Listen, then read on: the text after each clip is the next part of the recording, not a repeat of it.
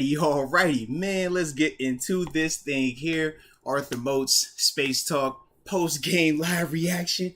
And you know we got to have a good old conversation about this one, man, as the Steelers just took care of business on the road in Cincinnati, 23-20 in overtime. Obviously, Boz with the walk-off 53-yard field goal, man. But as we always do, man, to start the show off, let me know where you're tuning in from. After that, I'll give you the big boy shout-outs, and then we'll get this thing rolling. Super excited, though, man, because, that game right there, what? Went through every emotion we could think of if we're being real about it.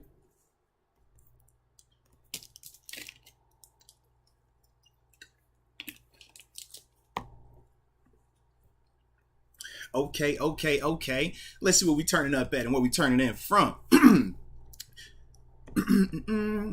right, we got Paul Shreef tuning in from Loretto, PA. What it do, baby? After that, man, I see my man Troy Garner turning in from Columbus, Ohio. Got love for Ohio, baby. You know that. Then after that, let's see, man, who we got tuning in. Oh, Leah Warren. You know Leah Warren always showing up in the 251 Killeen, Texas in the house. Or excuse me, the 254 Killeen, Texas in the house. Anthony Rodriguez, the 717 Hershey, PA. You know I got love for Hershey, PA. Let's get it. Let's see, man, who else we got in this building? Oh, Michael Patrick McCracken, my Irish brother. You know what time it is, man. Tuning in from the 505 Albuquerque, New Mexico. Love that. Let's go. And my man Daryl. Is that Slake? Tuning in from the 757, the Carib, Hampton, VA. I hear you, baby. I hear you. Alrighty. Let's get it. Man, well, first off, dude, I ain't gonna lie to you, man.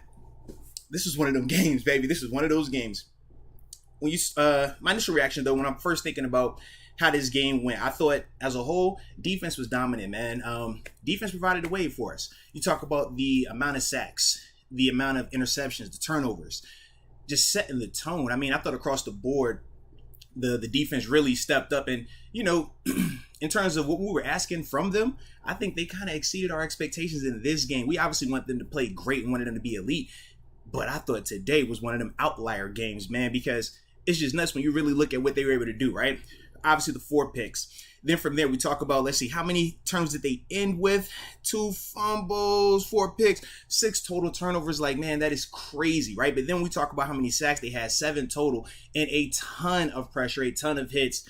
To me, man, I thought that was one of the most important deciding factors. And we talked about that when we were doing the 5-Star Friday, right? The 5-star matchups. And I'll pull up some of those as well, just to refresh everyone's memory on what we were talking about with that. And I know some people were like, yo, man, I ain't get no notification. It wasn't live. It was pre-recorded. We live now, though, so you good. And matter of fact, make sure you're hitting that like button as well. And if you have not subscribed to the channel, make sure you're subscribing as well. But as we go back and look at this thing, right? First matchup I said on the 5-Star Friday for my 5-star matchups was TJ Watt versus La'el Collins. Said he had to win that thing, right? Had to be dominant at times. Whoa, what did TJ do? TJ went out that thing, had 2 sacks, interception. Obviously had, let's see, how many tackles in with 6 total tackles, 3 for a loss. Yeah, to me, when we're talking about did you win your matchup, did you win that first 5-star matchup? Absolutely, and it wasn't close, and that's what we needed from TJ. All right, second up was what? Cam Hayward versus the rookie left guard out of North Dakota State, Cordell Volson. Well, let's see what my man Cam Hayward did, all right? So we know Cam had, 1 sack, 2 tackles, tackle for loss. He obviously had 2 QB hits, and he had that fumble recovery / if we wanted to call it interception, however they were going to review, or however they were going to word it, he had that thing. So once again, that's another check in the right box for us in terms of winning these matchups. We're 2-0 right there. Third matchup, talking Pat Fryermuth versus their talented inside linebacker Logan Wilson. Now, we didn't get to see a ton of them one-on-one, but they definitely had their fair share of opportunities, and I thought both did good. And we talked about that. We said this should be a little bit more competitive, but you still see what Pat ended up with 5 catches, 75 yards, and some timely plays, man. You talk about the first big catch that he had on the trick play. It was like the little flea flicker, and then he obviously hit him on the right sideline. Huge play. And then obviously he had the big catch in overtime to set up the game winner. I mean, just showing his toughness, right? Run after catch ability. Durability is where he took some shots out there, man. But as a whole, I was really impressed with what Pat Fryermuth did in that particular matchup versus Logan Wilson. But at the same time, let's look at what Logan Wilson did. Obviously, he had 8 tackles, had a PBU as well, man. He was a productive player out there. We're not going to get it twisted. But as a whole, that was what we needed. Pat won that matchup. Then we had our big three. Cam Sutton, Keller Witherspoon, and Levi Wallace versus the Bengals big three. Jamar Chase, T. Higgins, and Tyler Boyd. It was very, very interesting, man, when you're talking about this matchup, because obviously for us, we had the turnovers. Minka with the pick six, he wasn't included in this, but he obviously had a pick six. But if we're talking just these three players, Kello obviously had an interception. Cam Sutton had an interception. He should have had two. Obviously, they called one back for the illegal hands. Levi Watts had some PBUs out there also. But then, obviously, when you talk about the flip side, we know what Jamar Chase was on. Jamar Chase turned into Jamar Chase out there. He went, obviously, 10 catches, 129 yards, and a touchdown on 18 targets. I mean, he was doing his thing without a doubt. But the rest of the guys, I mean, Tyler Boyd had the touchdown where he beat Cam Sutton, but he really wasn't as impactful. 4 for 33, and then T. Higgins, obviously, he left with the injury, but he was 2 for 27. So as a whole, when you're talking about did we win that, to me, that was that ultra competitive, that back and forth that you want to see, and where we made it as competitive as possible. And I thought we won our fair share of those. So if we're being real about it, I kind of like turnovers more than I like them just, empty stats outside of Jamar Chase because he was hooping. But I thought he was that dude. Y'all know I'm a Chase guy. Y'all know that. But as a whole, man, I thought that we did what we needed to do in that matchup to make it what it needed to be. And then the fifth and final matchup that we had talked about on Friday going into this game, and this is the one I was the least confident in, which is why I had it as the fifth one, was Chuks Okorafor and Dan Moore versus Trey Hendrickson and Sam Hubbard. Now, if we're going to be real about it, man, Chuks and Dan did their thing, man. Obviously, Trey and Sam made plays out there, and we saw some of the chasing from the backside. But as a whole, man, Mitch had time. I didn't like us in the run game. Was not a fan of the run game. Now, obviously, we know we're going to have to talk about that. Naji got hurt. Hate to see that happen as well. But when you're talking about the pass protection, and that's what we were talking about specifically, because Trey and Sam, man, they are really good pass rushers. And we knew, obviously, our tackles have been struggling at times. More importantly, Dan Moore. I thought both of them dudes, though, man, they kept Mitch as clean as possible. He got sacked once. I mean, if we're being real about it, and man, if we could have signed up for that, man, yes, sign me up. I love that. Take me. Let's go. But I personally didn't expect us to do that. I thought it was going to be a little bit more messy for us offensive line-wise. I thought it was going to look kind of like how the Bengals were looking at times. But, man, shout out to the offensive line, man, as a whole. I thought they played really well. But more importantly, our tackles, man, they held up in the pass game. Now, run game, we got to improve upon. But in terms of those 5 key matchups that we talked about on Friday, man, all of those things took place in this game, and all those things were dubs for us. And I thought that was a big reason why we were able to come out with this win, even with us not being able to get touchdowns in the red zone. I mean, it was frustrating at times. And to think, man, in a game where, we have, 6 turnovers, and we're, scoring on defense and all this other stuff, and it still came down to the craziness in overtime. That's the reality of what we might have to deal with at times this season, especially early on while we're getting that offense figured out, while we're getting that offense up to speed. I will say, I thought Matt Canada at times also did a really good job, but it wasn't consistent enough. But I definitely thought that he called a really good game, especially, man, when we were talking about trying to negate some of that pressure. I thought they really kept the Bengals defense off balance with us not even having a consistent run game as well, man. But, that was my initial thoughts, man, in terms of just how we talked about it on Friday with those 5 matchups and what we were looking for in this game, and ultimately how it provided us a wave to ride upon. But I was definitely, like I said, definitely impressed with this dude, with this team right here, man. And I thought Mitch as a whole, man, I thought he did his thing out there, man. You see some of the moxie in the pocket, some of the things that you talk about veteran leadership, right? I mean, he was under duress at times. I mean, they had some guys grabbing up on him, but you could see how he was still able to extend the play, how he was still able to keep his eyes downfield, make some plays, man. I definitely like that from him, man. And I thought the play of the game for him was obviously that last drive, the second to last play of the game, or third to last play of the game, excuse me, because obviously Bias had the final play. But when they hard count, you get Trey jumping off sides, and he fights through, makes the play, man, extends it, I thought we were going to blow it. I wasn't sure just because of how Trey was, kind of the free rusher. Most of the time, the referees will stop the play if that guy keeps going. He hesitated. And that's ultimately what gave Mitch that opportunity to keep the play alive. And then he makes a play, throws it downfield, man. Big time throw, big time grabbing from there, man. See how we were able to set everything else up, man. So, like I said, was super impressed with what I saw from him, man, in that capacity. But offense still got to get better. But like I said, that was my initial reaction, man. Let's get to some of these supers that I see coming in here, and also my upper room members. I know y'all are tuned in as well, man. Remember, this portion right here is for everybody, right? We're talking to everybody. You don't have to be a member. This is Get It How You Live, right?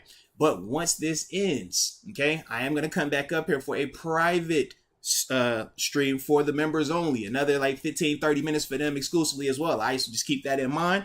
But with that being said, man, let's see what we talking about here in the chat. Big Zay _2X's or Big Zay 2 times. I remember how you said it to me on the podcast. Salute you. He says, man, dang, what a game. Time to go shopping for a new O-line. Whoo, cha. Run game, yeah, we got to improve upon. Man, pass game, we could obviously continue to improve with the protection, but I felt a lot better, you know, coming out of this game in terms of a pass protective standpoint. Now, it was good to see Mason Cole was able to return. Obviously, we had lost him for a little bit, but he came back, so like I said, I definitely like that part. But yeah, man, we're gonna see, man. I do think right now, though, based on, you know, the injury to T.J. Watt and the injury to Najee Harris, I think we got more important shoes that we're gonna need to be filling than this offensive line right now. Hopefully not, but that's just my energy towards these injuries that are happening right now.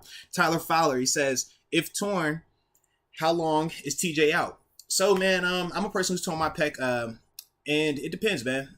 We've seen, it's two types of tears. So you have a tear where you tear the pec, but the muscle remains on the bone. That is one that you can come back from. You don't have to have surgery for it. Typically, you know, it could be 6-8 weeks, depending on pain tolerance and who you are. Could be a lot longer, depending on how deep of a tear it is, right? Now, if you're talking about having torn completely off the bone, that's surgery. That's what Cam Hayward had. I think it was in 2015. I think that was the season where he ends up turning his pec against the Chiefs, finishes the game, but he ends up having surgery, missed the rest of the season. Now, we've seen one other guy come back from a torn pec off the bone where he had to have surgery, and that was J.J. Watt. That was 2 years ago. He tore his pec, came back late in the season to help the, I want to say he was with the Cardinals then. Yeah, I think he was with the Cardinals then. But he's probably the only other guy. But other than that, most of the time when you tear your pec, man, usually it's for the season. So that's why, like I said, man, it'll be interesting. But TJ, you can see, you can read his mouth, man. He said it as soon as it came off, man. I tore my pec, I tore it. So we will see, man. Hopefully it's not the end of the season variety, but he's definitely going to miss a substantial amount of time, though, regardless. All right, C-Dez 86. Offensive play calling leaves much to be desired. No, without a doubt, it definitely did. I hated some of the third down calls, man, where we're going jet sweep and we're going, you know, too much lateral versus taking some shots down the field, stretching it. I get, you know, wanting to protect this offensive line, and part of the play calling was for that. I did like some of the trickeration, though. When you talk about the double reverses, the flea flicker, I love the backside screen to Zach Gentry where he was able to make a guy miss, pick up, 20 yards on the pickup. I thought that was really creative, really clever. But it's still, it's tough to trust that you're going to be able to drop back and have the amount of time that we would want to take some of those shots downfield. I thought that was why we really didn't see a lot of George Pickens. And I'm trying to think in terms of deep shots, we didn't take a ton of them. I mean, obviously we had the Deontay one where he makes the heck of a grab with the left hand on the sideline in overtime. But outside of, I think, a shot to Chase Claypool and a shot to Miles Boykin, we didn't stretch the field a ton. But I didn't think that we personally were going to have time. So I thought if we did try to do that like the Bengals were at time, it would put us in similar situations like we saw from them. So that's part of, like I said, why I don't all the way hate the offensive play call, and I get it, but I do feel like it has to improve, though. All right, Kyle Moon. Yeah, what it do, Kyle? He says a W is a W. Is TJ good, though? They saying torn pec. Yeah, man, he's going to be on injury reserve of some capacity. Just depends on, you know, if he's going to be able to come back soon or if it's going to be the full season variety, just because a person that's played with a torn pec, or I haven't played with a torn pec. I tore my pec in a playoff game, actually, against the Denver Broncos. But, yeah, it's one of those things that you're going to feel that thing. You're not just coming back in 2 to 3 weeks. You're going to miss time. Yeah. So, like I said, we'll see, though. All right, so Corey Harris. My God. What a game. Yes, indeed. Y'all see the shirt one time. Make sure y'all copping into the merch, man. Promo code Moats may get you some percentages off. Oh, this might be your last day on that, too. Y'all better hurry up. But, this Corey Harris says, defense held it down for us. Only reason we got the win, and I'll take it. But this offensive line has to do better. We can't run block, which limits us. Offensive play calling needs to be better. Yeah, man, when you talk about the run blocking, man, that was my biggest negative if we're talking about the offensive line. But that's not a surprise. We said that, hey man, this offensive line is still trying to improve. They're still got to be more consistent play in and play out. They had some plays where it looked good, some plays where it wasn't as good. I just didn't think that we had the big swings, the big drop-offs like we saw at times during the preseason. And that, to me, is a step in the right direction. We can't expect it to go from what it looked like in that Jags game and that Lions game to all the way up here all of a sudden. It's just not realistic. But I did think that they did improve from what we've seen in those previous two matchups from them, though, man. All right, Farron Bradford. A division of labor in play calls needs to occur. Man, you talking like Coach Tomlin, man. Look, me hurt my head over here. Division of labor. Look, the play calling, I get it. It's one of them things, man, where we can design a ton of calls, right? You can take a ton of shots downfield. But if your offensive line is not going to be able to hold up for you, we saw how the Cincinnati Bengals looked. They weren't trying to be conservative. They weren't trying to run short routes. They were trying to run traditional downfield routes, and we saw how we were able to cause havoc. That's what we did not want to have happen, and I think that's why our play calling was like that. So that's what I'm saying. Don't just go on this tangent about play calling, because you can't do certain things if that offensive line isn't going to allow you that. And we saw that directly happening on one side of the field versus the other side of the field. All right. Gorilla 92. What did you do, Blade? What did you do, Blade?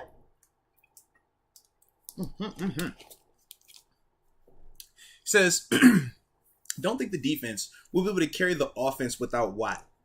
16 points isn't going to win many games. Fitzpatrick game ball. Put in Kenny.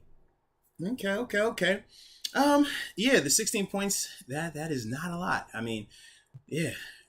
23 points, and 7 of them came from us on defense with the pick, obviously, and a ton of just turnovers in general.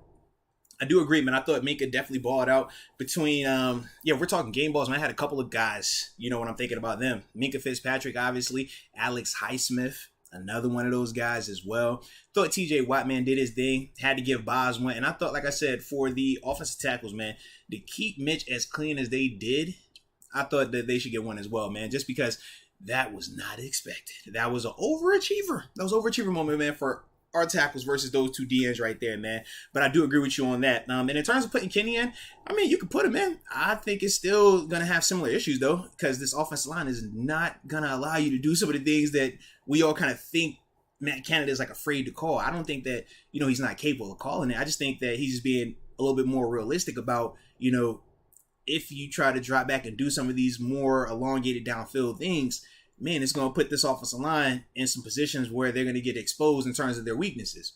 That's all, man. But, I get it, though. I definitely get it. But can we shout out to my man Mitch Trubisky for the game-winning drive? I'm just saying. Okay. All right, come on, yeah. Here we go. All right. He says a W is a W. Is TJ good? They're saying Torrin Peck. Nope. Talked about that one. All right. And yeah, he's not going to be good, man. No. Karma God 91. Shout out to your name, too, by the way. Moats, our offense, not looking no different from last year. We aren't getting no separation shaking my head. No, you're absolutely right. That is a part of it as well, man. With Chase, with Pickens, with Boykins, they didn't get a ton of separation from what I saw. But obviously, we'll go back and check it, but just from what we saw right there, it wasn't the best. But I thought Deontay, he was winning enough. He was doing what he needed to do. But once again, man, it's the timing of what we were trying to call. Even though it wasn't the super fast pass game like it was a year ago, it still was a little bit faster. It was more timing related stuff. So when you're talking about the bigger body receivers, your Chase Claypools, your George Pickens, your Miles Boykins, that's not as conducive for their success as it is for a guy like a Deontay Johnson. But the guy that we said would benefit the most from this type of passing attack where you would have to get it out quick to keep, that pass rush at bay was Pat Freiermuth. And that's why he led the team in receiving yards, right? 5 catches, 75 yards. That's it, That's the guy you kind of lean on in some of those scenarios. And I think we'll see him even more as we continue to go forward, man. Hi. Cowboy here pulled up. He says, Mitch helped us get the W. Y'all quit hating. #W. I agree, man. Ain't no need to hate on my man, Mitch, man. I thought that Mitch did what he was supposed to do out that thing, man. And in the face of adversity, and in the face of a crazy, wacky, insane, just like what is happening over time, where, we find out the importance of special team as well. The backup long snapper of all people is like, man, I felt bad for the dude. I'm like, bro, that is not a position you want to be in. I've been a backup snapper, not in the pros, but it's happened. And you get in that game and it's like, bro, this a lot faster than what we was practicing. And then you go out there that second time and you're like, oh, it's even more faster. And then that third time, you just like, coach, man, hey, we can't kick today. All right, you got to go for it. So, yeah, I know that pain right there, man. But salute that dude, man. He gave it his best. But, hey, that's how it is sometimes in the NFL. But I will say this, though. It is crazy to think, man, for all that went in our favor, their long snapper going out, missing field goals, the turnovers, the pick six and everything. And it still took us all the way to there. Like, that is nuts to me, man. But that is why we love football. That's why we love the NFL. That type of parity right there. Because you truly never know. It is truly any given Sunday. I know it's cliche, but this is what we talk about, man. We say, yo, it's not something that we can always hang our hat and bank on happening. But it's not one of those things where it's completely far-fetched, unrealistic to expect us to win games like this. Now, the question is this sustainable? That's my biggest concern. But hey, we're not worried about them concerns today because we got that dub. So let's keep it moving. All right, AJ Martinez, bad man Majema, craziest game ever. Oh God, says love always to the former wife Michelle. Hey man, shout out to your former wife Michelle then, man. Absolutely, man, absolutely. All right, carry me. Well, hello there. What is your opinion on the QBs? I think if Mitch doesn't improve soon, Kenny should get a chance. I mean, what exactly are we asking Mitch to improve upon is my rebuttal to you, because to me, 21 to 38, 194 in a passing touchdown, obviously, right? It's not the greatest performance, but at the same time, when you look at what we were dealing with offensively, we don't have an offensive line that is going to provide this plethora of time for Mitch to extend the field, to take some more dropbacks, and more just elongated plays. Talked about that. So I don't see how that changes, even if it's Kenny. Second thing is, when we're talking about Mitch, it's like, man, we just gonna overlook the clutch last drive of the game. I mean, just a year ago when Seven was doing these digs, man, we went crazy. You know, in Seven's whole career, I mean, he has the most fourth quarter come from behind game-winning drives and all this, and we love that. We applaud that. We will say, man, we'll take his fourth quarter drives and forget anything that he did negative in that game, right? And rightfully so. He's earned that. But Mitch didn't even have all the negative anyways. And he still was able to come out there and give you a game-winning drive on the road, hostile environment versus the defending AFC, conference champions. All I'm saying is I think he was all right. But, hey, man, I get it. If you think Kenny could have done better, to each their own. All right. Karma God. Oh, man, the chat just jumped on me. Hold on. I'm coming back to you, though, baby. All right, here we go. Karma God 91 says defense won us the game. We can't do this for 18 weeks without the offense playing their part. Shaking my head. No, I would agree with that 100%, man. We got to score touchdowns. That's the biggest difference. When we're in the red zone like that, how many short fields we were providing in terms of the defense providing this offense, you have to convert. You have to find a way to punch those in for sevens. That's the biggest difference in terms of why this Bengals team was able to hang around as long as they did. Now, we know they're super talented, and they were moving the ball as well, but they had the turnovers. But for us, offensively, we definitely have to start capitalizing more on that going forward, because otherwise, you can't bank on the long snapper getting hurt every week. Because if the long snapper is not hurt, I mean, we know what this is. They already had made the regulation field goal, and then they had another opportunity in overtime to hit it. Those are the things that we can't always bank on. So we definitely would have to be improved upon in that element, man. That red zone offense, man. Just find ways to score touchdowns, man. All right. Caleb Cole, I was happy to see Devin Bush not play terrible. Nah, man, salute Devin, man. I thought that he definitely was out there doing his thing, man. I liked how he was flying around. In terms of the stat sheet, ended up with 5 tackles, man. But for me, when I watch Devin, man, I want to see him just going. Just shooting your gun. Don't think, just play fast. I don't care if you make the tackle or miss the tackle. Just be around it, though. I need to see that energy from him. And I thought he had that today, man. I definitely liked some of the stuff I saw from him in coverage. He had that nice play. I think it was on, 3rd and short. They went empty, tried to take the shot up the right sideline against Naji Piran. And, he's right in coverage, used the sideline, forces him out of bounds, cuts him off. I definitely like that. Thought that he was playing downhill. Like I said, it wasn't like a crazy elite performance. Oh man, Devin Bush is back. But in terms of taking steps in the right direction, that was a huge step in the right direction. But I thought all three linebackers, man, Devin, Miles Jack, and Robert Swan, I thought all three of those dudes, man, in terms of how they were using them, all three were productive, man. All three of them made plays for us, running game and passing game in certain elements, man. Obviously, Miles Jack had the big PBU. Robert Spillane making some nice tackles in coverage and stuff like that, man. I just thought as a whole, man, the defense, man, it wasn't a lot to point to and say, oh man, this makes you feel uncomfortable. Now, when we're talking about the one-on-one matchups, sure, but that's Jamar Chase. And y'all know me, I never said it, man. I don't know. You don't see me cover Jamar Chase like that. Nah. It worked out for us today, in a sense, because we got to that stadium, but I don't believe in single coverage on Jamar Chase. Nah, I'm treating him like AB. You putting 2 over there right now. Make it known. Maybe even flirting with 3, but that's my energy. All right. Z McCracken 505. Man, you must be from Albuquerque with the homie Michael Patrick McCracken. Salute you, though. Says Minka played like he was on a mission.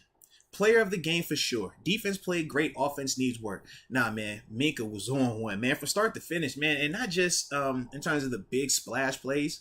Obviously, the pick 6 was major to set the tone, man. But I just loved his energy, man. You look at how him and Joe Mixon were going back and forth. Every time he came down here to hit Joe Mixon, he was letting him know, man, look, I don't care. Like, I'm here for this today.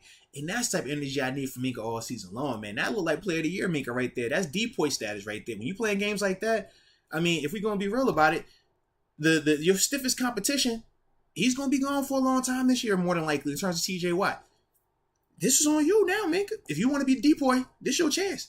Because the best guy that was going to be ahead of you, he's not out there no more right now. You know what I mean? So that's the part for me, man, that I thought Minka, man, he did his thing. He did his thing today, man. All right, fair and Bradford. But are we too cute in your we to dress stuff? But are we too cute in your we to dress stuff? I'm not really sure what you mean, fair and Bradford, on that one, man. But, yeah, I do not know what you mean by that. Spin the block for me, though, man. Spin the block for me. Yeah, I'm not sure. All right, AJ Martinez. He says, Master, the refs were awful. One of our D linemen got tackled on one of the plays. The defense is crazy cool. No, the defense is going off, man. And you already know me, man. I do not get into that whole referee gibberish, man, because for every play that I can point for Steelers, having something happen for them wrongly, man, I can point to something on the Bengals side, man, as well, man. It's one of them things, man. When you're out there, that thing is happening so fast, they don't get the luxury of TV copies like how we're watching the game. When that thing is happening, man, it's happening so fast. And from wherever their angle is, man, if they don't see it, they don't see it. And you just got to live with that, because otherwise, man, these games go on forever. We already said we don't want them replaying everything. We don't want them stopping everything, right? So those human error issues like that, you just kind of got to live with, man, in a sense, man. But it balances out. And that's the part that, as a player, why we never complain about officiating to that extent, because, man, there's so many plays that take place in the game. Now, granted, they're not all weighted the same, but there is enough, man, where it will balance itself out. All right. Cameron Strader. Why do you think Pickens had so little looks? Like I said, man, that goes back to just the time, man. I didn't think this offensive line was going to provide the amount of time for Mitch to take deeper drops to stretch the field where we could see George Pickens really thrive and do what makes him so special. But I also think that was by design by Matt Canada, because he understood that. He said, man, hey, you know what that D-line is. And you know what our offensive line looked like in this preseason. This is the alternative. Otherwise, you look like we did in Jacksonville. We don't win this game if we play like how we played in Jacksonville, offensively. And that's the difference. That's what I thought we did a good job of not allowing to happen. But the pros and cons to that, obviously the pros are you protect the ball, you minimize some of the negative exposure, the sacks, stuff like that. But the cons are you're not going to be able to stretch the field. You're not going to be able to open up this playbook. And at times your offense can be stagnant if you're not getting a ton of run after the catch, which we did not get. That's, tip your cap to the Bengals. I thought they did a good job tackling. But that's part of that issue right there. So, it's one of the things we just kind of got to deal with until we can get this offensive line to where we want it to be and be as consistent as we need it to be. But I am going to get me a sip real quick. So with that being said, man, y'all make sure y'all liking this stream, man. I see a ton of y'all up here, man. Salute each and every one of y'all. Make sure y'all like it. And if you have not subscribed, well, man, don't waste your time. Go ahead. Hit that subscribe button, baby. Stop wasting time. I don't want you to waste time, so stop wasting time. Hit subscribe. Hit the notification bell so that way whenever we doing these things, was just a lie. Whenever we having these live podcasts, it was just a lie. Y'all can make sure you're not missing on any of that stuff, all right? So definitely hit that like button.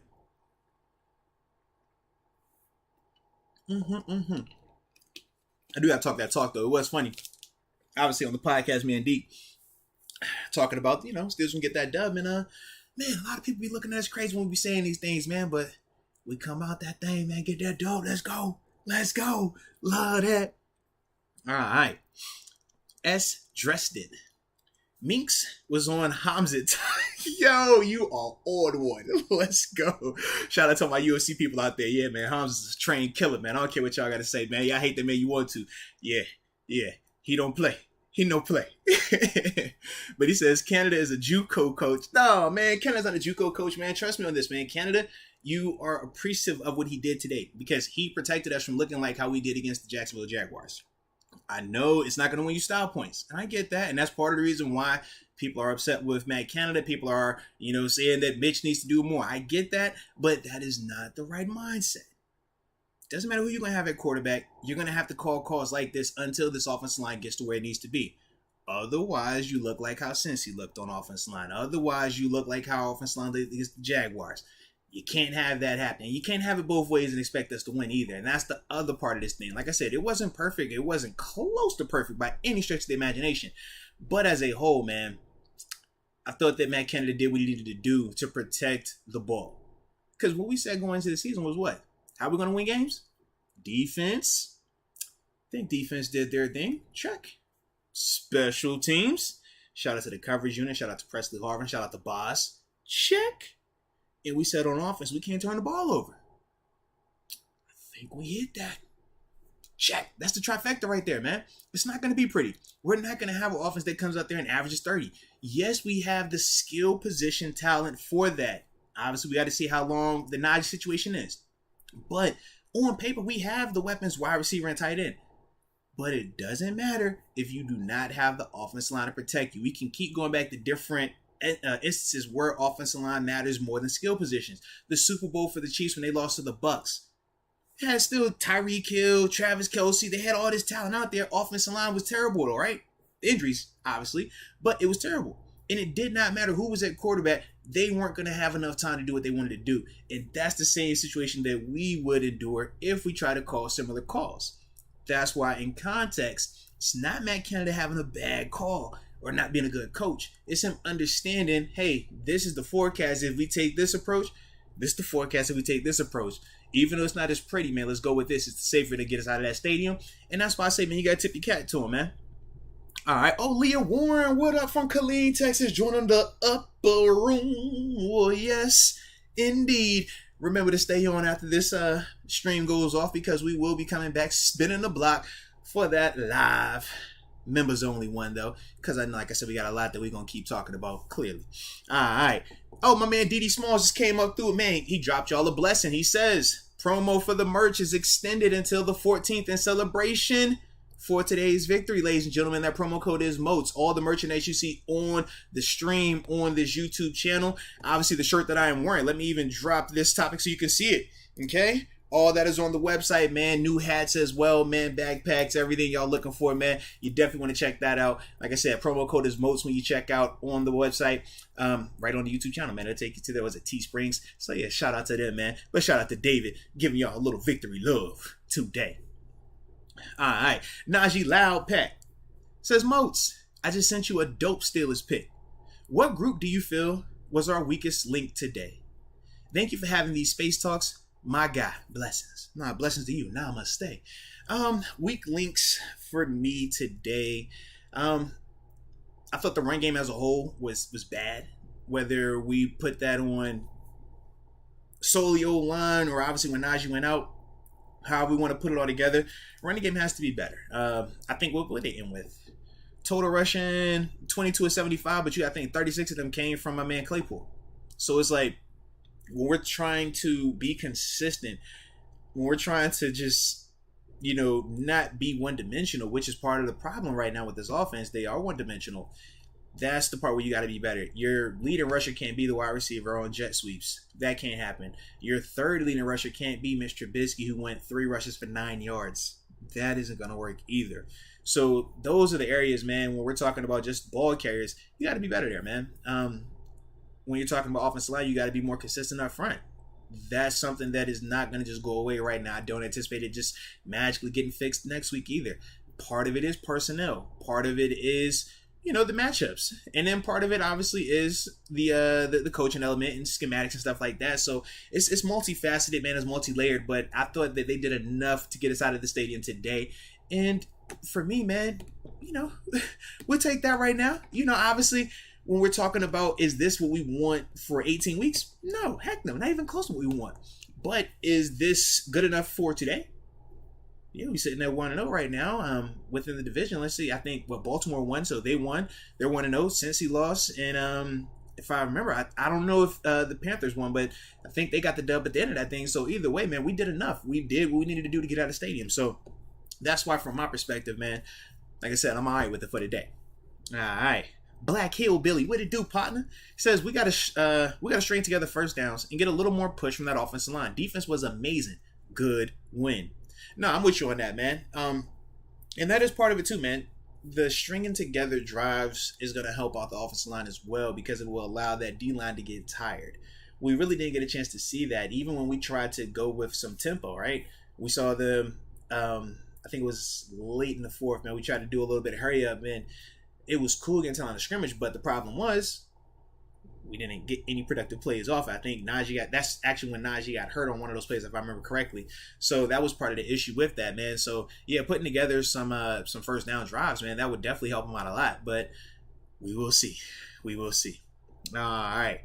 Let's see. Oh, and Karma God 91 spent the block and joined the upper room. So welcome to the upper room. Yes, indeed. And like I said, man, make sure you stay on the stream, man. Once we end this thing, man, I will be coming back. Members only, man, exclusive, just for you guys, all right? All right, let's see. Where are we? Man, don't you love when the chat jumps? All right, Stang Mang 21. The offense barely did their thing, but can Kenny boost this offense? I mean, obviously, that's the question that if you're a Kenny fan, you're going to say that he can. If you're a Mitch fan, you're going to say that he can't. All I'm going to say is Mitch Trubisky led the game-winning drive today, and he did all that in spite of not being able to stretch field as much as he wanted to, not having a consistent running game with him, also while being on the road, and while having to go kind of back and forth in this whole overtime fiasco as well. Forgive me for saying that, hey, man, I kind of like the fact that we had a Mitch Trubisky who's a veteran versus a rookie quarterback out there in those same situations. But hey, to each their own. So, for me, I'm cool with Mitch being out there. But like I said, man, you could want that switch, and that's fine. All right, staying clear. Moats, tell us about Belichick's record against rookie quarterbacks. Hey, man, it's a lot of dudes out here, man. You talk about Belichick, shoot, man. I even remember Dick LeBeau. He was another one who had one of them crazy records against rookie quarterbacks, man. Hey, it's tough on rookies, man. It's extremely tough at times, man. Especially when you're talking about that quarterback position, just because there's so much that's happening out there. It's so fast. It's a lot of information. It's a lot to process. And that's before we even talking about you being a player. And now you're talking about, all right, you're not going to have time. So everything that I just said you're going to have to do at an accelerated rate. Yeah, it's a lot of the reasons why I'm not as prone to put Kenny out there in that. I get, the supporters for him. And trust me, man, I think when his time is called, he's going to do fine. But I don't think that Mitch has done anything to where we should be talking about, hey, man, we need to get him a body. We need to pull him. Not enough for what I saw. I thought that in spite of everything, he did what needed to be done. And he got us the dub. All right. Official Momentum was good. He says, what a game. No, ain't that the truth, man? That was nuts. But we live for those right there, man. That's the type of game I like, man. My wife, she was going crazy. Oh, the anxiety, man. I just can't watch this game. Oh, Lord. I'm over here like, turn up. Let's go. Let's go. Man, I will say this, though, full transparency. When Boz missed that field goal in overtime, man, I had the TV turned up kind of loud, right?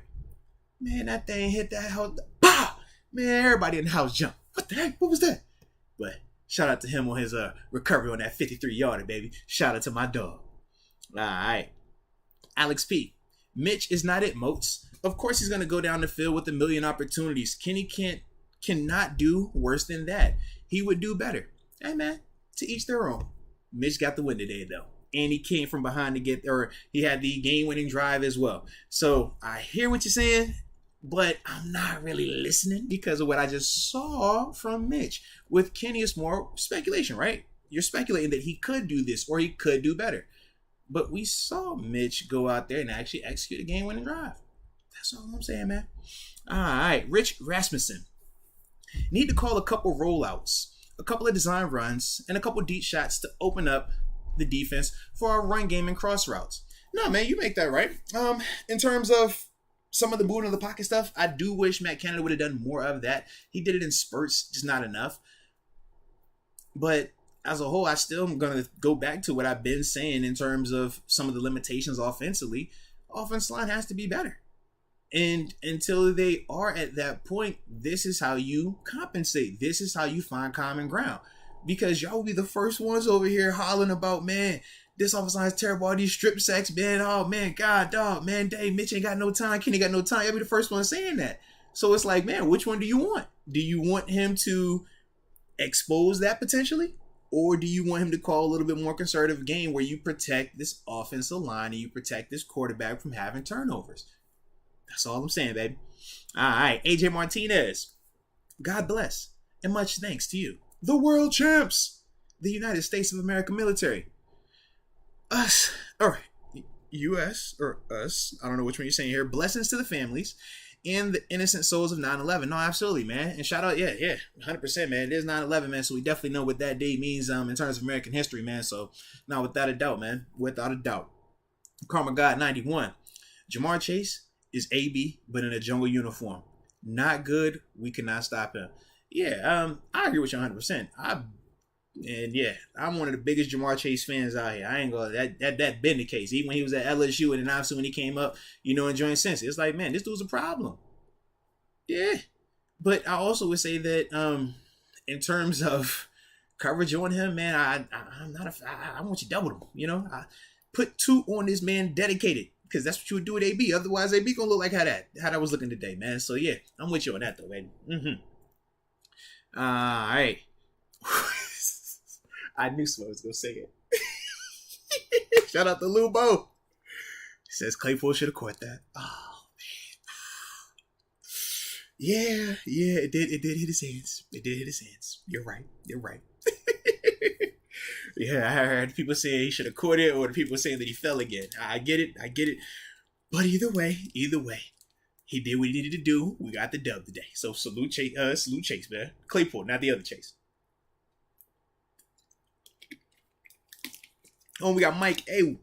Mike A joining the upper room. Mike A, welcome to the upper room. Yes, indeed, baby. Definitely appreciate you, man. Like I said, stay tuned. Like I said, because once this stream ends in about 15 minutes, man, then after that, man, I'm going to spin the block members only stream, all right? So you don't want to miss out on that. Carry me. Sorry, should have clarified. I meant on turnovers. We had 5 and only converted. Oh, okay. And only converted 1. You're right about Mitch. I guess that game just had me amped up, laughing my tail off. Much love. No, salute you on that, man. No, as a whole, we definitely have to be better, though, in terms of capitalizing on these turnovers. I'm never like that. To me, was my biggest issue with the offensive performance. We know they're going to be limited, especially early on, while they're figuring this offensive line situation out. Because the big dilemma is, do you take away some of your receiving options to add more protection in so you can stretch the field? But now instead of you stretching the field with 3 receivers, you're doing it with maybe 2 guys or maybe 1 guy because you're doing it out of bigger body personnel group. It's having more tight ends on the field. So that does hinder them. But when you get the amount of turnovers that the way the Steelers defense provided, no excuses, man. You can't have that many field goals. You got to get touchdowns. And that's the part for me that was, like I said, just really, really disheartening, man. But, sometimes it's like that. Sometimes you're coaching this thing and you're going to correct it from a victory versus the alternative, man. So we'll take an ugly win like this any day of the week. All right. Let's see.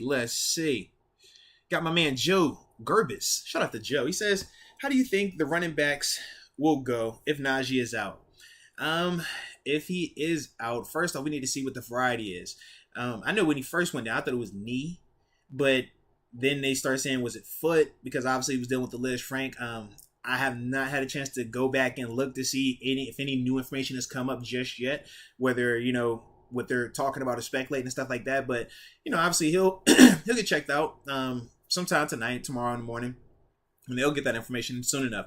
But depending on the severity of it would dictate a lot. If it's something where, you're talking a couple of weeks tops, I think it's a different conversation. I think you maybe look to bring in a veteran, but you try to find if you can survive with Benny Snell and Jalen Warren. You obviously have Anthony McFarland, who is still in-house. You're still very familiar with him, very comfortable with him. That's another guy that you potentially look to as an option. Now, if Naji's injury is a little bit of a longer-term variety, where you're talking, 6 games longer potentially, well, yeah, obviously you got to go out there and see what you can find on the open market, or you even potentially start looking at trade options, just because we know the way our offense is designed, we need a running game, and we need a Najee Harris caliber running back. So that's the part where, we'll see how that thing plays out. But, man, this is, it just sucks because, we know how impactful and important Najee Harris is and ultimately how durable he's been as well. But this is the running back position, and this is, what you have to deal with in a sense, man. Guys do get hurt, man. So we shall see. We shall see. All right. Victory Asher says, I posted this very same score with Pittsburgh winning on a Chat Sports YouTube video 4 days ago.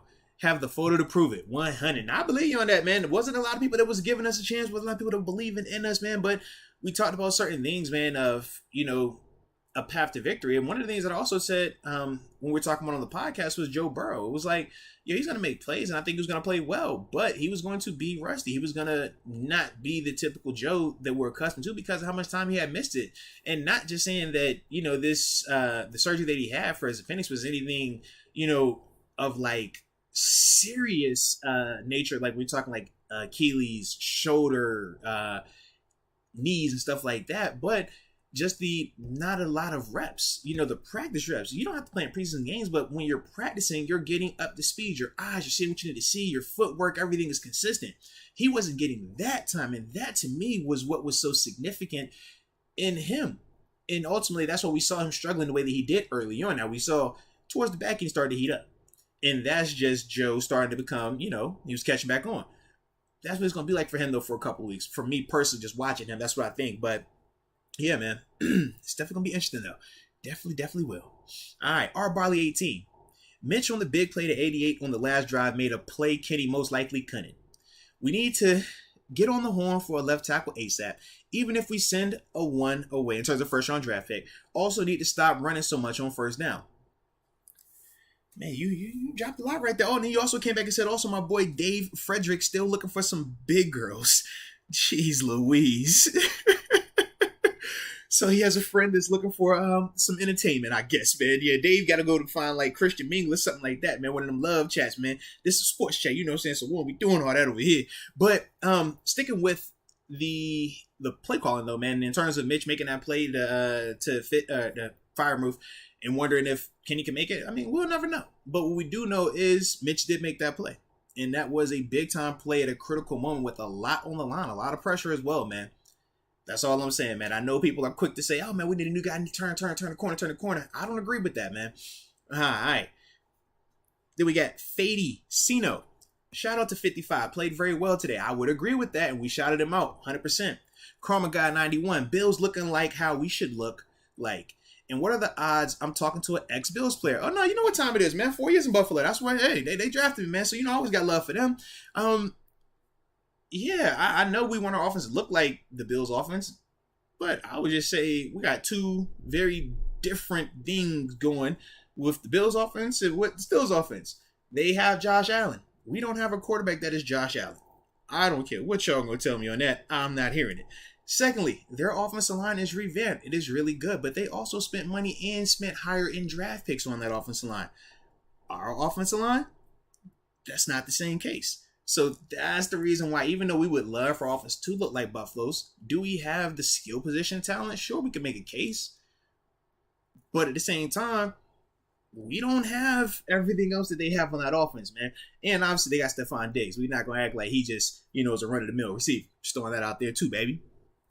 All right. And then we got R. Barley 18, Dwayne, and Cameron Strader joining the upper room. So welcome to the upper room. Yes, indeed. And then the final chat that just came in is Sean McCartney. Says, defense did great. Is it too soon to pull the plug on Mitch?